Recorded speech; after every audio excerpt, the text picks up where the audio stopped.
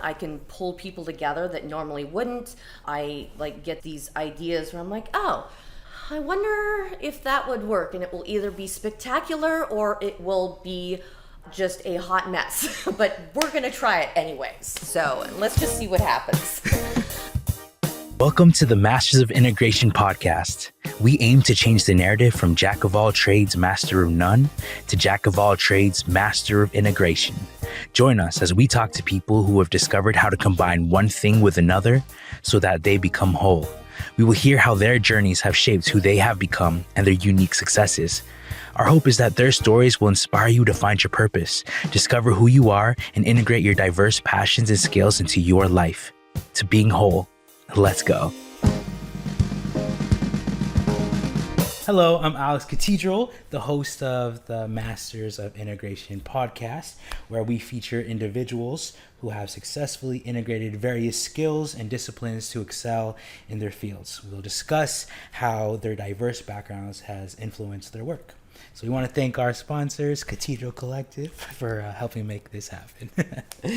All right, so let's get right into it. Our next guest, she's a boss, and I'm so excited to hear her journey and have you hear her journey and the journey that she's been on, specifically in this technology space.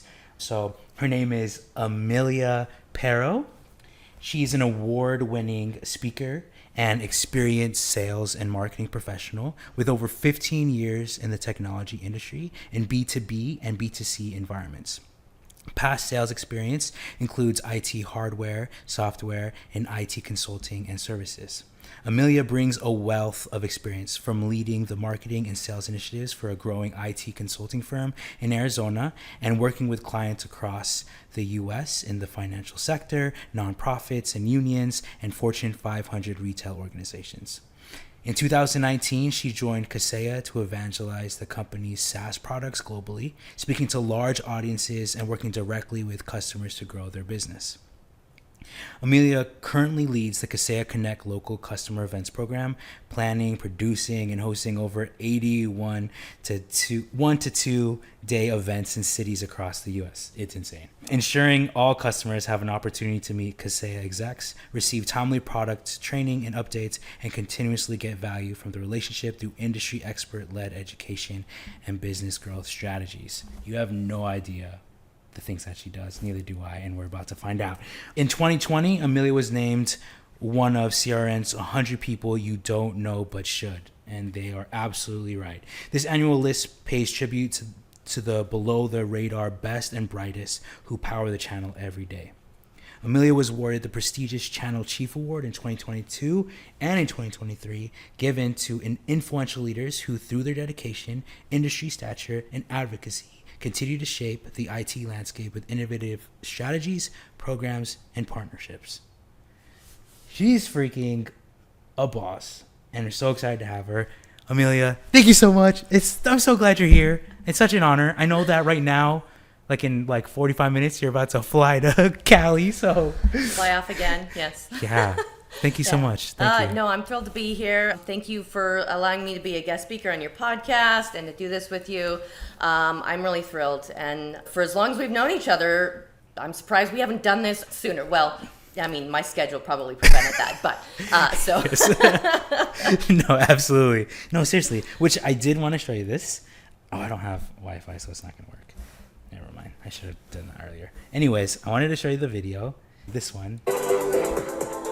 Oh, it's not gonna work. Oh, the video you did for us. Yeah.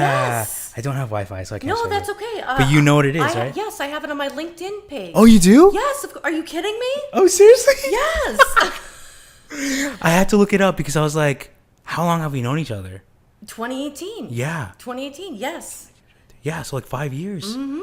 It's kind of wild, not super wild. Feels like it's been longer than that. I was telling people, I was like, yeah, I've known her for 10 years. That's what it feels like. Was it 2018? I feel like it was before that. Maybe 2017. Yeah. Because I think maybe 2016, 17. Yeah. Because I know in 2018 I moved from Arizona to Florida, but whatever. Yeah. And I remember that. Yep.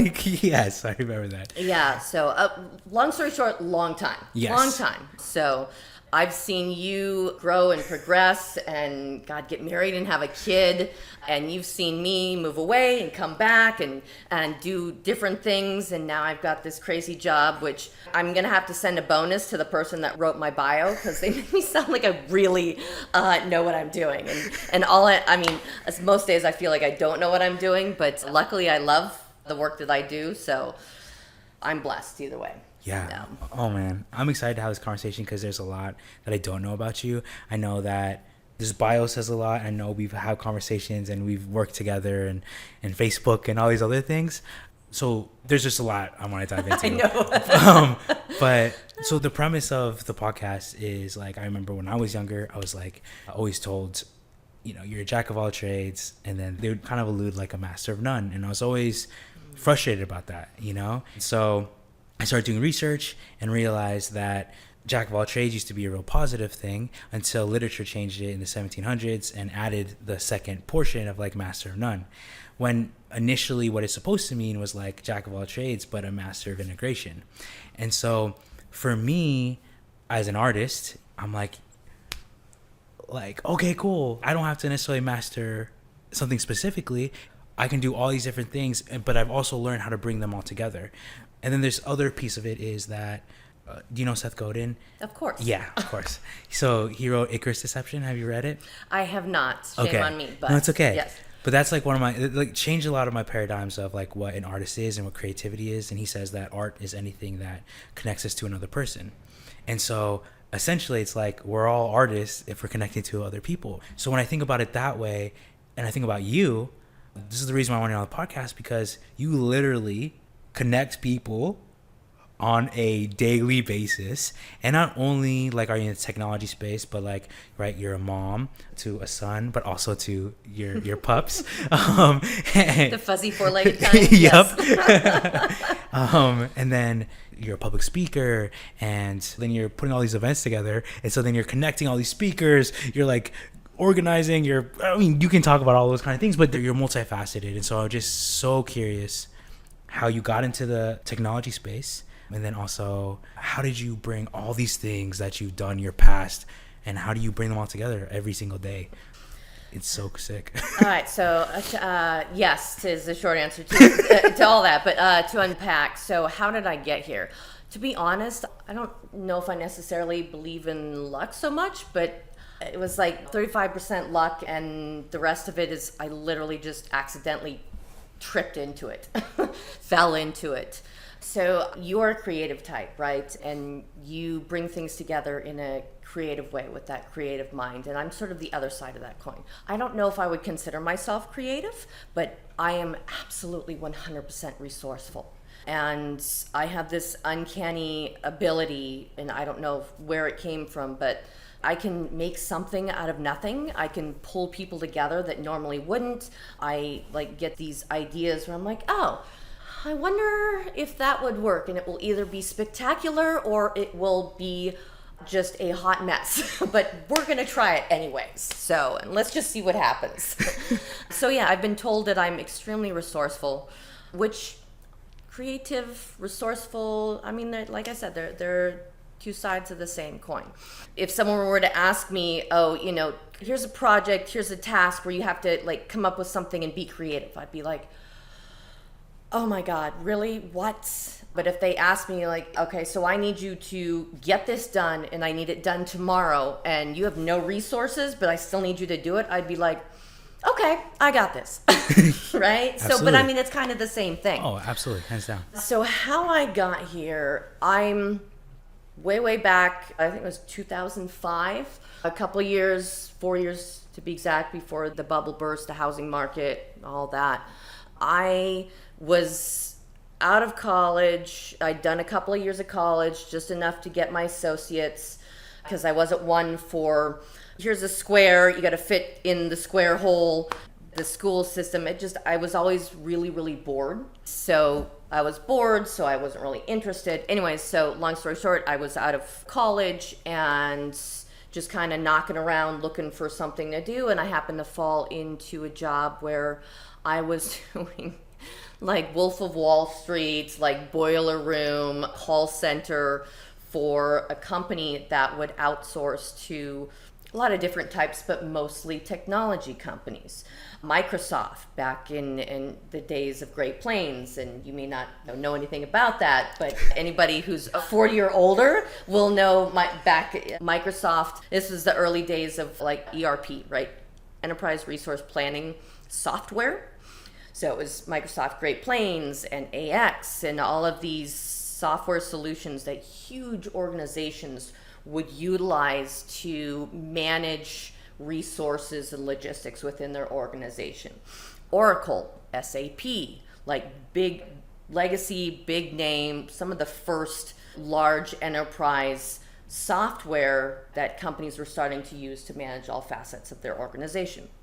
So as you can imagine, very complex, very sophisticated, long sales cycles that required getting to reaching and having conversations with not just the CEO of a enterprise organization, but the CFO and the CTO, and the decisions would be made by a panel, by a board. So, large number of people. And I would have to reach out on the phone, get a hold of these chief executive officers and tailor my conversations and my sales pitches. And the relationship that I built over the phone, mind you, with different personalities and different roles that had different priorities and different responsibilities and different objectives and different pains and needs and wants for one product that I was trying to sell. So like 9 to 12 month sales cycles, it was a lot. And it was challenging. And to be honest, I don't know that I particularly loved it. Probably more on the side of not. But what I found is that I sort of had a knack for it, even if I didn't like it. And then I would also do event recruitment for, you won't remember this either, but back in the day, Microsoft, when they were getting ready to launch, what's the Microsoft gaming platform that's been out for a long time? Xbox. Thank you. Yes, Xbox. So before that was launched, Microsoft had a bus. They called it the Roadshow bus that would go around to all the cities, and they would talk about the Surface technology that they were thinking about launching. And, they would have like this demo screen where you could touch it. And back then that was like, it was like crazy sophisticated. So we could get, 300 to 500 people to line up just to go through this RV bus thing, just so they could do the, try out the first prototype of Microsoft Surface and the Xbox, right? So it was crazy, insane stuff. Yeah. I'm dating myself here. This is horrible. But no, that's so that was really fun, yeah. right? So what I really liked about that first entrance into technology was kind of the cutting edge aspect of it, right? And also being able to leverage technology as a large organization to be more efficient and save costs and automate redundant manual tasks that can be done like that with a computer program, as opposed to paying someone to do that when they could be focusing on other more important, more strategic things that require a human brain, not just the manual redundancy of a computer program. That part of technology has always really fascinated me. Yeah.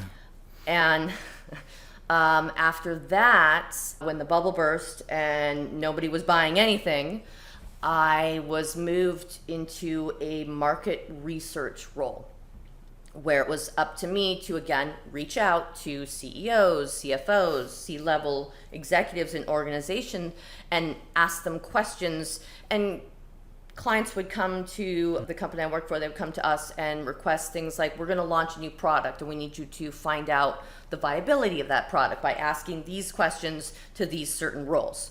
So I would have to, again, on the phone, get in touch, build rapport, and get them to talk to me when these are C-level executives of like Fortune 500 organizations, and they have a million other better things to do with their time than talk to me, but not if you can build that rapport immediately. And let me tell you, over the phone, building rapport with someone when you can't see them, you can't go off of body language, right? All you can go off of is the tone of their voice, the cadence, the speed. And it varies from coast to coast. You talk to someone in California, they'll talk to you all day long, but nothing is happening. No one is buying anything, right? But, they'll talk to you about their kids, their dogs, their business, everything. Conversely, you call someone in New York. If you don't tell them within the first 30 seconds what it is that you want from them, they're hanging up on you. No time to talk. They don't care. What is it you want? Tell me now. Let's get down to business and move on with our day. Wow. So, learning all these different nuances of dealing with, others and figuring out within the first 30 seconds of how I'm going to relate to this person was a huge valuable lesson for me. That's crazy. So I did that for a while, and I was writing like market research reports, and that was interesting for a while. Data analysis is definitely not my forte. I'm more of a doer, and I would rather deal with people than analyze mountains of data. God bless you too if you can, right? That's an amazing people who can do that day in and day out. Their brains just function at a way different level, and it's spectacular. My brain doesn't work like that.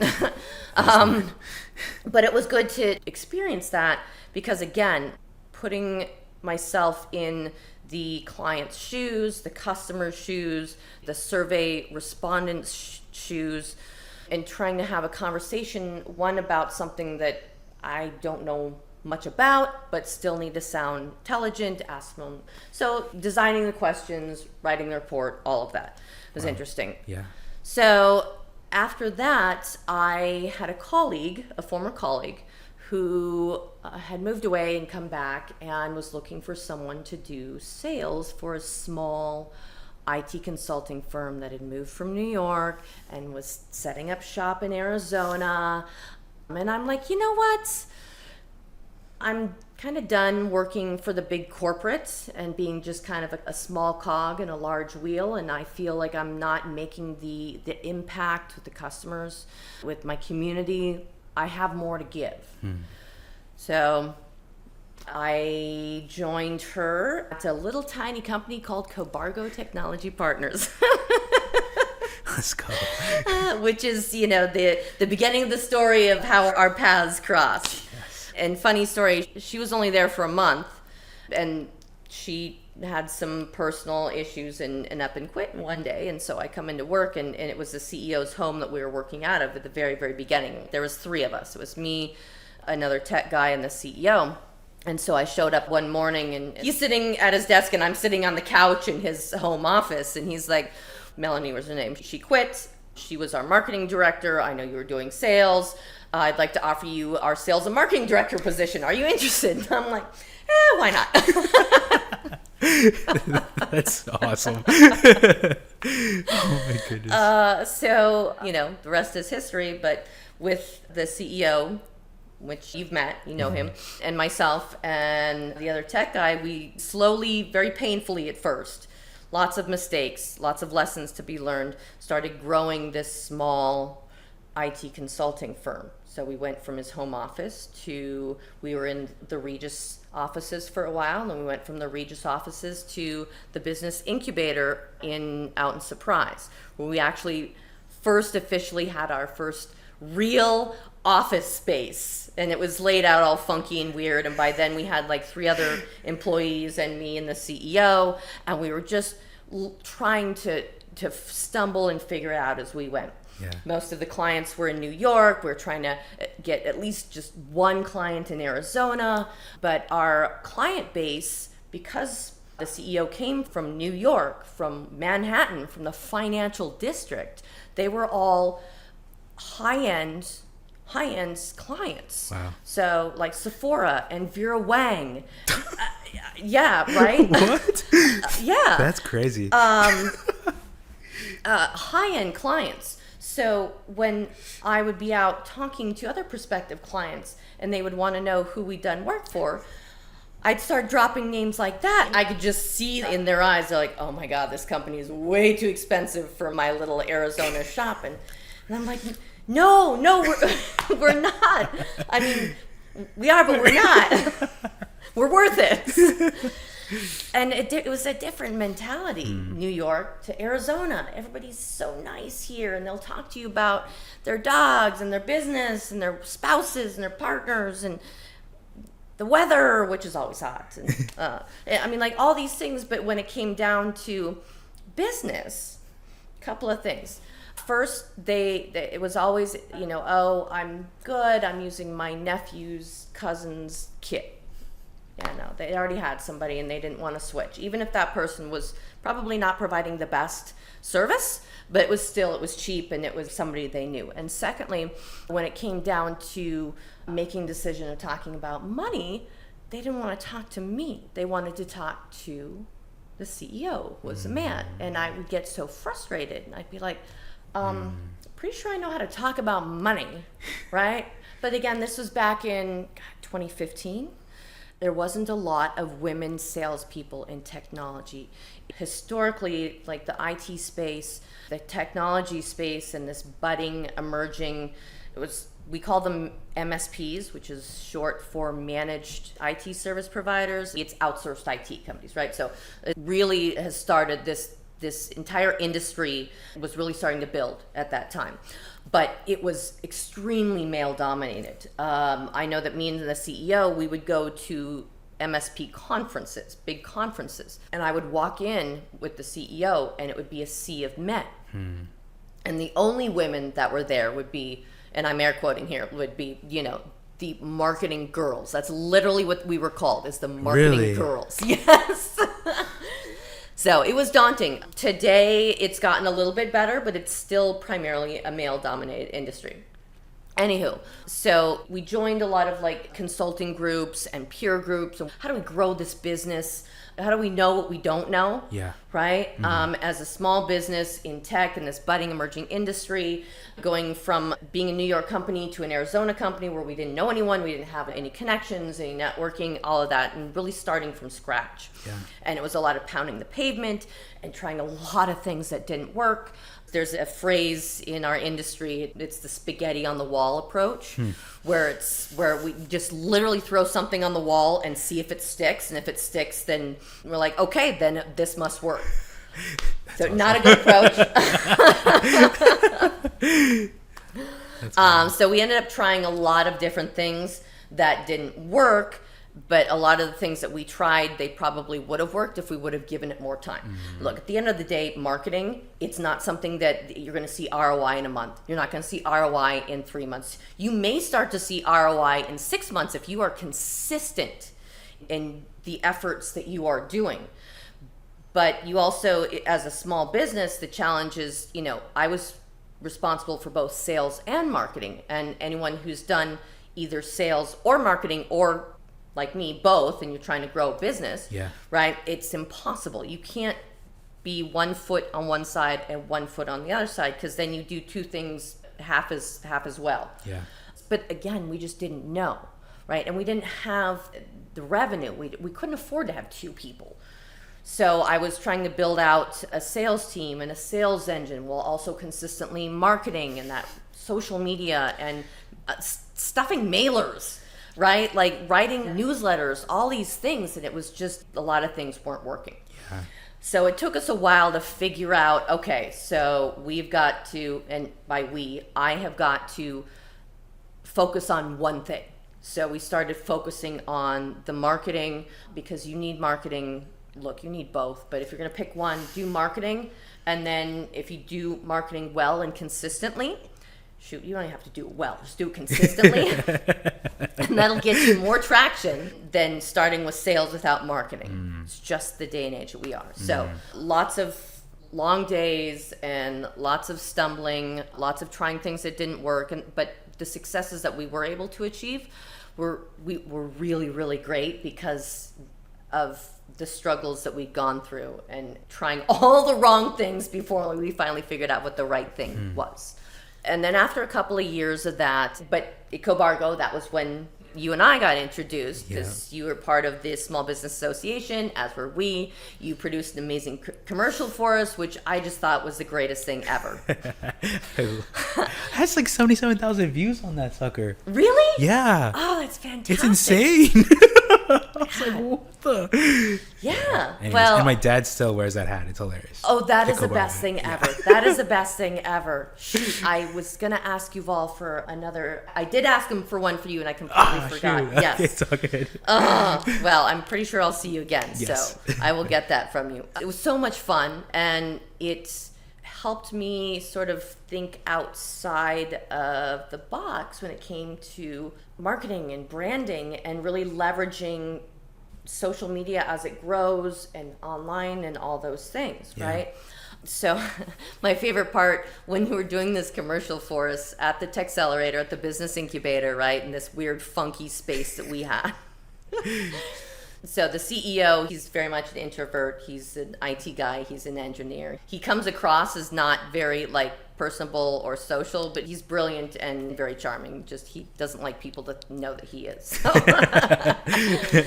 so he kind of pretends that he's kind of this gruff, crabby guy. So you were gonna film a shot for the commercial for us, and you're like, okay, we're gonna stand. We had a wall monitor. We had stats, all kinds of graphs, and really smart looking stuff. And so you placed me and the CEO in front of it, and you're like, okay, so this is what I want you to do. You're gonna point at the screen and say something, and then you're gonna turn to the CEO and point at him and say something, and then he's gonna pretend that you're saying something smart or funny, and then you're gonna turn back to the screen. And so I literally parroted that. I'm like, okay, I'm pointing at the screen right now because that's what Alex told me to do. And then I pointed to the CEO and I'm like, and now I'm pointing to you and pointing back to it. And you got to smile or look at me like I'm saying something really smart or funny because that's what Alex told us to do. And now I'm going to turn back to the screen. It's so awesome. I can't believe you remember that. That's wild. Oh my gosh. That's hysterical. I remember that shot though. I remember that shot. That was fun. That was good. Yeah. You had much blonder hair then, though. You did. You did. I look back at that and I'm like, oh my God, what was I thinking? I thought it looked good. I thought it was awesome. Yeah, no, that was great. That was great. Yeah, So, that was a good one. God, it's just the progression of everything. And then, so it got to a point at Cobargo where doing both sales and marketing and trying to juggle both still, it was a lot of work, and got Cobargo to a point where we had enough of a baseline. We had the foundation of the go-to-market plan and marketing assets and a marketing plan and all of that laid out enough so that we could hand it over to an outsourced marketing company, and they would have enough to produce what we needed without oversight, right? Because yeah. again, Wow. the challenges of being an IT consulting firm and trying to outsource that is that most marketing and advertising agencies, they have no idea the lingo, the language. We are trying to take something that is technical and complex and sophisticated and boil it down into a simple, easy to understand message to put out into the world. But I mean, any marketing and advertising agency, they're like, what? Yeah. So absolutely. it would require oversight all the time. Anyway, so we got that to a point where we could hand it off. And then I got the sales engine up and running to where it kind of was working autonomously without much oversight from me. We were getting referrals in, the marketing was doing its thing. It was, and I was at a point where I was like, I've got to do something else. I can't continue with this because I've given literally everything that I have to give. And I feel that if I were to stay, not only would it be not good for the company and not good for me either. Yeah. So that's when I moved to Florida. Oh, okay. Right? Yeah. And that was another weird serendipitous type of circumstance. One of the vendors that we had engaged with, the software vendors that we'd engaged with prior to me leaving, was a company called ID Agent. And this was 2018, 2019, somewhere. This was when cybersecurity and cyber attacks were really becoming prevalent and media was taking notice. So it was like the big hot topic that all businesses were talking about. And this company called ID Agent came on the scene. They had the ability to offer dark web monitoring for businesses, like salacious and sexy and all of these things that made selling security services to a business that didn't really understand technology, made it easy. Well, we had a lot of success with that at Cobargo. So I reached out to the sales guy and I'm like, hey, I know that you sold us this product. I'm no longer with Cobargo. If you know of anyone or have any other customers or anything, that know of anyone who would like somebody in a marketing director. And he's like, don't know anyone who's looking for marketing director, but we're looking for a salesperson, someone to, he said, you'd be great because you came from an MSP, you used our product, you had a lot of success with it. I want you to come and work for us and tell that story to other customers, to other MSPs. Wow. I'm like, okay, I could probably do that. What awesome. does that entail? Well, you'll have to get up on stage and present. Could be a room of 20 people. It could be a room of 1,000. And that took me aback for a minute. I'm like, oh, I've never done it before. Never done public speaking. So that's where it all started, isn't it? That's where it all started. Wow. Now seeing you up there, it's like you're a natural. It's just normal. That's crazy. I was terrified at first. Terrified. So that was only like 3 years ago then, right? Yeah, beginning of 2019. Okay, 4. But still, you come, wow, Like, that's crazy. Yeah. And I'm like, okay, I'll try it. Luckily, I'm sort of an adrenaline junkies. And come to find out, as most public speakers that do that quite regularly, it's the adrenaline junkies that do it. You don't jump out of planes. We get up on stage in front of thousands of people talking about a highly sophisticated product and make it look fun and easy. Yeah, for sure. So I remember the first few times I did it, and I was just like clammy and sweaty and awful, and I felt like I was stumbling all over my words, but people would come up to me and be like, that was great. I learned a lot. I'm like, really? Are you talking about me? Are you sure? That's awesome. So that really helped to get over, look, I have no problem, if you see me, I have no problem getting up in front of a room, on stage, doesn't matter how many people are there. I still have that feeling in my stomach where I'm like, God, I hope I don't trip and fall on my face or some other random thing, forget what I'm going to say, but I never do. Yeah.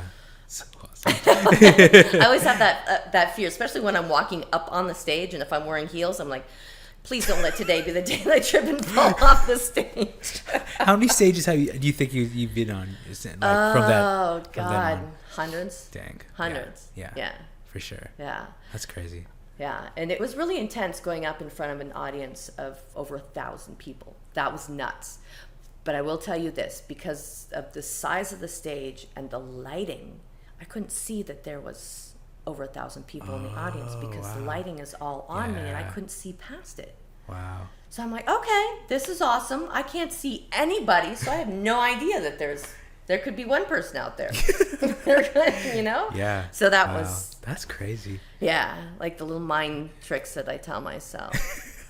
So long story short, started doing that, and I would touring around the country, talking to other MSPs, helping them. You can have the same success that I did. And I would say I'm not a technical person.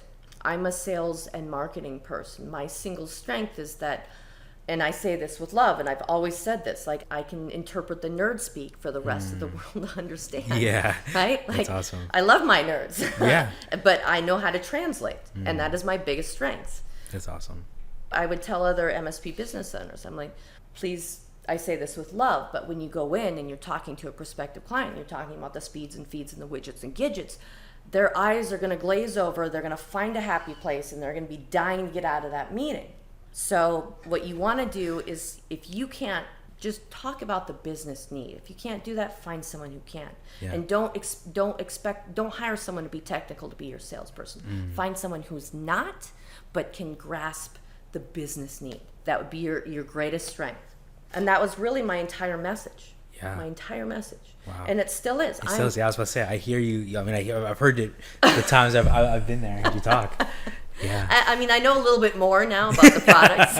I'm probably a little bit more technical now, but I will never be someone that will talk about the speeds and feeds and widgets and gadgets. So that was a very long-winded response to your first question. Well, it was a big question. It was a big question. So then that led you to the company that you're in now, basically? Right. Okay, right. So IDH got acquired by Kaseya. And Kaseya, we think we're like the Microsoft of the world. We are for the channel. So those of you that aren't familiar, the company I work for, we provide software solutions or SaaS solutions, and SaaS is software as a service, right? Remember, I mean, back in the day, you used to be able to buy Microsoft Office on like a disk, and you plug it into your computer, right? Your desktop. Not very many people have desktops anymore. It's all laptops and what have you. Well, now you can just purchase them and download them off the internet, right? Same thing with ours. We have software that we sell to our customers on a subscription basis. Software is a solution, right? They pay the monthly fee to have access to the software, and then they take that software and they either resell it or they use it as part of the services that they provide to their customers. So it's called the channel. Right, it's channel sales, it's sell through, not sell to. So we in the channel think that the whole world revolves around us, and we are the only industry. So, you know, when you hear me referencing the channel, that's what I mean. It's the IT MSP channel. So the company I work for is a very large SaaS solution provider. We sell to our customers, which are MSPs, IT consultants, VARs, which are value-added resellers around the globe, and they take the solutions, the SaaS solutions that they buy from us on a subscription basis, and they resell that to their customers, or they use that software to help them with their IT management of their customers, billing for their customers, quoting for their customers, security for their customers. So they either sell it, resell it with services baked around it, or they use that to provide services to customers. So. Got it. Okay, that makes a lot of sense. Yeah. At least more sense than before. Okay, crazy. Yeah, it's a lot. We have 39 products as of this moment, and we acquire 2 to 4 new products every year. Oh my goodness. It's a lot. It's Yeah. a lot to know and learn and be able to talk about to customers. So Yeah. Oh my goodness. That's crazy. It's really cool to hear about your journey, to see where you started. Even like, I mean, at some point I would love to hear more about just like the beginnings of like the Microsoft, like that whole bus and stuff. Like that's like a cool story in itself. But yeah, then there was a time I remember after we did that job when I met you. So like I only know you from Cobargo on, right? And and then before that, so it's cool to hear everything before that, and it's also cool to hear everything after, because I don't know what happened after Cobargo, right? So but I remember, because we kept in touch pretty decently, pretty good during that time period. I remember when you were still here before you moved to Florida, and you said something like, I want to go to Europe and I want to travel the world, and like that's the dream, you know what I mean? And then like I just remember, I think it was maybe 2 years ago or 3 years ago, maybe when you started with ID Agent, like a little later. the universe heard me. Yeah, and I just remember seeing you like posting. I think you were like in Greece or something, or somewhere in, maybe it was in Amsterdam. Yeah, Greece, yeah. And I was Paris. like, yo, she did it. I was so hyped. I was like, yo, she really did it. That moment like really stuck in my mind. And I was like, yeah, I don't I'm even so hyped for remember you. that, but yeah. Yeah, I mean, I remember you said it to me, and then literally like maybe a year and a half later, like it happened, and I just saw you post about it, and I was like, yo, I just remember thinking to myself, like, man, that's really cool.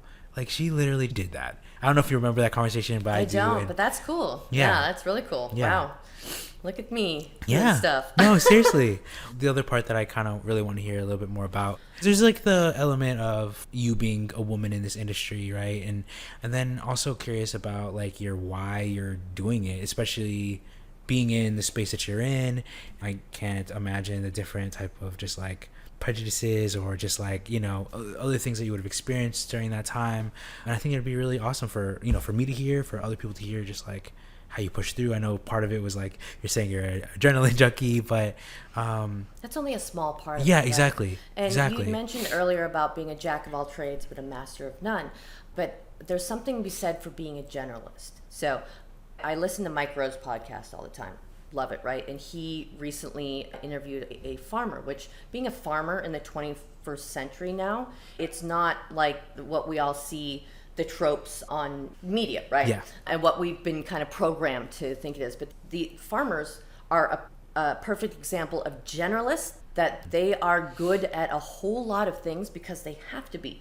They're business owners, they're veterinarians, they're animal welfare, like all of these different things. Interesting. So I don't know that I really believe that jack of all trades, master of none.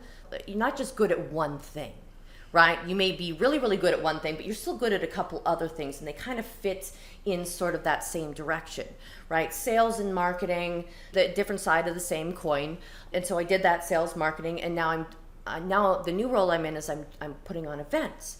A lot of events, but they're customer events. So I'm leveraging the experiences of having a sales role. I'm leveraging the experience of marketing because I have to promote these events by myself on social media. I'm inviting guests for Facebook Lives and LinkedIn Lives and trying to find a streaming platform that is not too advanced for me to use. Because look, I need something simple. I just need it to work. Don't make it too complex. I don't want to have to hire a team so I can figure out how to work this thing. Absolutely. Right? I need it to do what I need it to do. And if I could get it to stream to a couple platforms at once, that would be great because I don't really have a lot of time. And I'm not going to ask my guests to make 2 appointments with me to stream on two different things. But putting out social media posts and promoting these events, which is a component of sales and it's marketing and all part and parcel of kind of the evolution of the experiences I've had. And in this new role, I absolutely leverage the experiences I had in sales and talking to customers and the relationships that I built so that I know what they like so I can design events, the content and the venue to get them in the door. If I didn't know anything about our customers and what they liked, I would just be struggling. So I know what they like. I know that the types of venues. I know the things that they like to do. I know the things that's going to get them in the door. And then I also the marketing side, promoting it, right? But then also, right from the company side, I need to make sure that the event they're always free events, but there's got to be ROI out of them. So what is the hot topics, the hot buttons that our customers are talking about, and how can I source internal speakers, from my company that one can and are willing to speak to the subjects that our customers care about, while sprinkling sales pitches that are cleverly disguised as thought leadership. So it's not one giant timeshare presentation. Sprinkling that in a way that's valuable but doesn't bludgeon them over the head with the sales pitch. Absolutely. So there's an art to it. And you've heard me. I will get up and introduce myself and say, hi, I'm your hostess with the mostest. I have the best job ever. I get to plan parties for all of my peers, my friends, in 2 to 3 cities a week around the country. But it's so much more than that. There's an art to it, and I don't know that I would be able to do it as well as I do had I not had the sales experience and the marketing experience, right? Going through all of that to be able to put these together. Yeah. Well, but I do a lot of things. So it's a lot of, like you said, networking and being a generalist. Yeah. And being a master of a lot of different trades. So I think that you're definitely like an epitome of like master of integration. I think about the very first job that you had, talking to CEOs and building rapport over the phone. That alone is like insane during that age, but to do that now is even I can't even imagine. But then you're taking that and now you're talking to now you understand the language. You like tackle the giant, and then now you're like it's like after that, what is it really like? Right? I climbed the beanstalk. And killed the giant, and now I'm just like, and then just another Tuesday. And just like I think why I love the way that Seth Godin says like art is anything that connects to other people, because it's like that means we're all artists, and so that you're truly like an artist in the way that you're bringing people together, and it's really crazy to hear about. And there's so much more, of course, I want to ask you about. So I'll definitely come back. We'll do a part 2 of this. Definitely.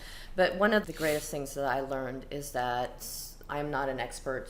I sort of know what I'm doing, but most of the time I'm just recognizing that there are people that I've met along the way that are experts, and that if I can bring them together, that it seems to just work. Yeah. Right? The speakers that I know, the customers that I know that are willing to come and speak and share about how they use the products, the company I'm working for provides. The people that I've met now in the hospitality industry and at the hotels and the different venues, even like just kind of random coincidences. Perfect example.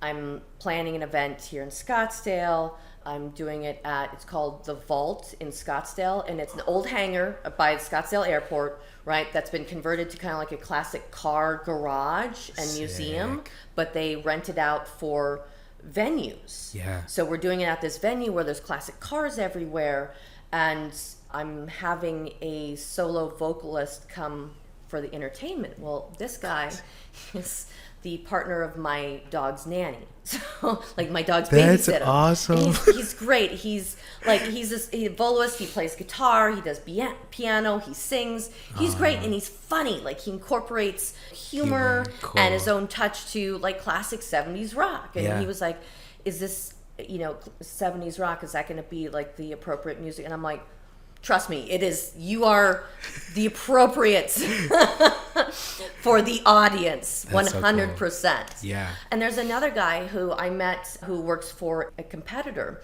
and he's in Scottsdale too. And every 2 to 3 weeks, he will play at one of the wineries that's down by the old Scottsdale Airport too. I want to say like Desert Rock Winery. Okay. Hysterical. Same thing. He doesn't play guitar, but he plays the piano and he sings and he ad-libs and he's funny and smart. And I've known him for a couple of years too, but he works for a competitor. And he's out of town, otherwise he would have been able to do it. But, Yeah. I mean, just like all these amazing connections of all these amazing people I know. Yeah. Just like you, right? Being able to have you come and create the amazing hype videos for the events, some of the events that I've been able to do was spectacular. I'm grateful that I'm in a position that I can leverage the people, and hopefully there's a way that it gives back. Yeah. Right? Like gets you more business and more visibility and the other people that I know, right? Yeah. So well, that was and that was one of the things that you said earlier. I think it was the bigger companies. Before when you went to Covargo. Yeah. And you were like, I want to give back. I want to be able to help. And make an impact. I want to make an impact. Yeah. And that really like struck me. And I really wanted to ask you more questions about that at a later date. But like you mentioned some of it there, and yeah, even for me, I feel that impact, and I appreciate it obviously because, I'm a small business and trying to figure it out, and being Filipino owned too, being a brown owned, like company and stuff. It's like being a small business and starting out is, man, that's brutal. Brutal. For sure. So many blood, sweat, and tears. Yeah. And I mean, you haven't had an opportunity to see me when I was at events for other companies and really doing my MSP story presentation. I only get to give a small snippet of it when I'm doing the smaller events, because I also have to host and manage everyone else. Yeah. But that was part of my story, and I would say, look, I was in your shoes. I was going to these conferences to try and figure out what in God's name am I doing wrong, because I like what I'm doing is not working, and I want to figure out what will work. So I'm here to talk to other people who hopefully have been through this, walked this path, and now on the other side. Like, tell me what I need to do, Yoda. Yeah, no, for sure. For sure. God, I saw a meme somewhere that was entrepreneurs work 100 hours for themselves so they don't have to work 40 hours for someone else. Facts. Life, man. I want to do just 3 rapid fire questions, okay? I'll try and be rapid fire in my responses. One, your bio says that you're an award-winning speaker. Yes. Can you tell us about that real quick? So when I started talking on stage, a lot of times at these conferences, they would award speakers for best presentation, best partner program, right? The things that we were talking about. So I won many, many awards for best in show, best speaker. So yeah. And that's marketing. Yeah. I am an award-winning speaker. Yes, I was talking about a company and presenting on behalf of a software vendor, which, I mean, the award was ultimately going to the company I was working for. But I won that award because of the efforts that I did. So, Marketing 101, I am an award-winning speaker. Let's go. Yeah, I'm not wrong. It's not wrong. It's not. Awesome. the other thing is what tips do you have for others interested in exploring and integrating diverse skill sets? Oh, goodness.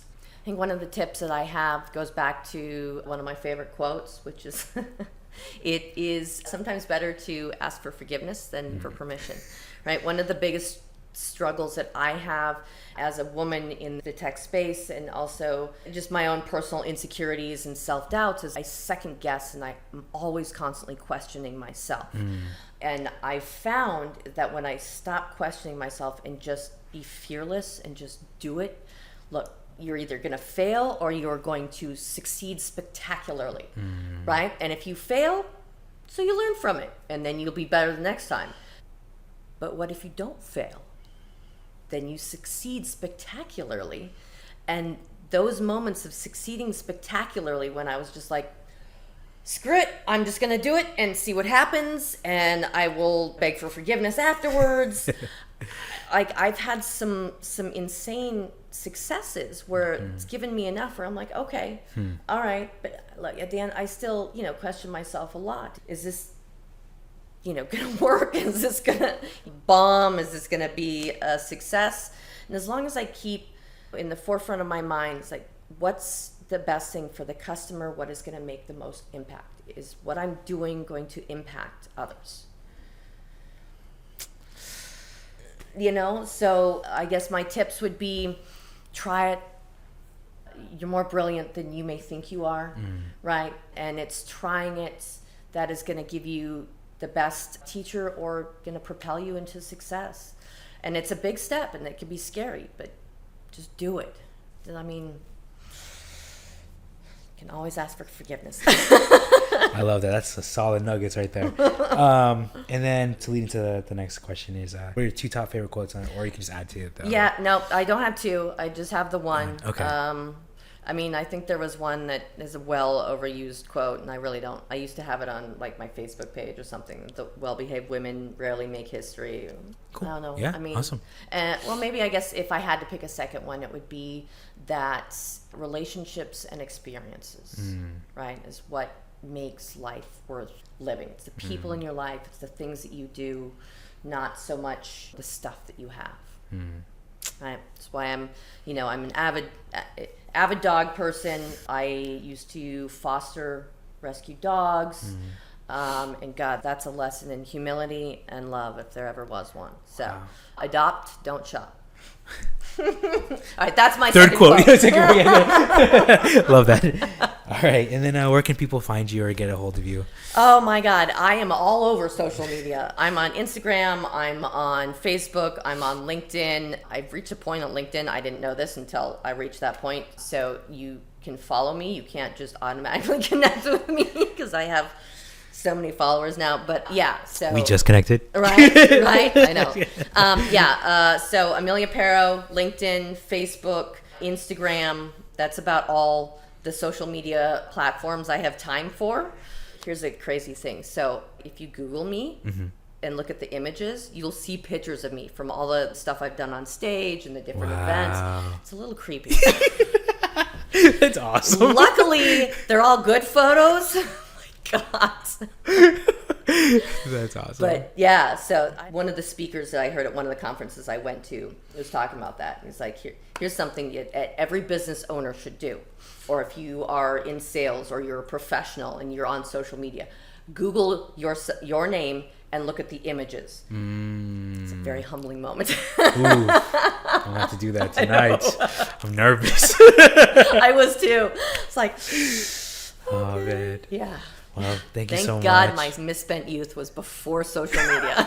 That's hilarious. Oh my gosh. Well, thank you so much. I really appreciate it. It means a lot. Thank you. This was a pleasure. And I'm looking forward to part 2. Yeah, absolutely. So thank you for watching and listening to the Masters of Integration podcast. Remember, from what Amelia has said, don't be afraid to jump in and try. Ask for forgiveness later, but you are more brilliant than you think. And to be a generalist and a master of integration, you'll see how all these things come together, and you'll see through her experiences and through her life that relationships are your one of the most important things that you can. No, if not the most important thing. So, yeah, thank you so much. You have anything else that you want to say? No, I don't. I think I've probably talked enough for this session. All right, awesome. Thank you so much, Julia. Yes, I appreciate thank you. it. I appreciate it. Thank you. All right. Bye. Peace.